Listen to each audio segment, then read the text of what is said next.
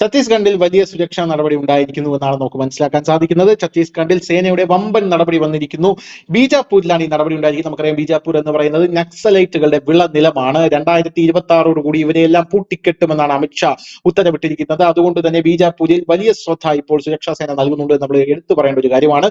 18 നക്സലുകളെയും കാങ്കറിൽ 4 പേരെയുമാണ് സുരക്ഷാ സേന വധിച്ചിരിക്കുന്നത് എന്ന റിപ്പോർട്ടുകളാണ് നമുക്ക് ലഭിക്കുന്നത്. ഛത്തീസ്ഗഡിലെ ബീജാപ്പൂർ, കാങ്കർ ജില്ലകളിൽ സുരക്ഷാ സേനയും നക്സലുകളും തമ്മിലുള്ള ഏറ്റുമുട്ടലിലാണ് ഇപ്പോൾ ഇവരെ വധിച്ചിരിക്കുന്നത് എന്നാണ് അറിയാൻ സാധിക്കുന്നത്. ബീജാപ്പൂരിൽ 18 നക്സലൈറ്റുകളെയും കാങ്കറിൽ 4 പേരെയും സുരക്ഷാ സേന വധിച്ചതായാണ് നമുക്ക് അറിയാൻ സാധിക്കുന്നത്. എന്തായാലും ലഭിച്ച വിവരം അനുസരിച്ച് ബീജാപ്പൂരിന്റെയും ദന്തേവാഡയുടെയും അതിർത്തിയിൽ ഗാംഗ്ലൂർ പോലീസ് സ്റ്റേഷൻ പ്രദേശത്ത് സുരക്ഷാ സേനയുടെ ഒരു സംഘം നക്സൽ വിരുദ്ധ ഓപ്പറേഷൻ നടത്തി. പോരാത്തതിന് നക്സലൈറ്റുകളും സുരക്ഷാ സേനയും തമ്മിൽ ഏറ്റുമുട്ടൽ നടന്നു. ഈ ഏറ്റുമുട്ടലിൽ ഒരു സൈനികനും വീരമൃത്യു വരിച്ചിട്ടുണ്ട് എന്ന് നമുക്ക് മനസ്സിലാക്കാൻ സാധിക്കുന്നു. 22 നക്സലൈറ്റുകളെ സംഘം വധിച്ചു. എന്തായാലും അതിൽ മൊത്തത്തിൽ ഓപ്പറേഷനിൽ ഒരു സൈനികന് മൃത്യു വരിച്ചു എന്ന് മനസ്സിലാവുന്നു. പക്ഷേ ഇതിൽ 17 നക്സലൈറ്റുകൾ മരണം ഭയന്ന് കീഴടങ്ങി എന്നുള്ളതാണ് മറ്റൊരു പ്രധാനപ്പെട്ട പോയിന്റ്.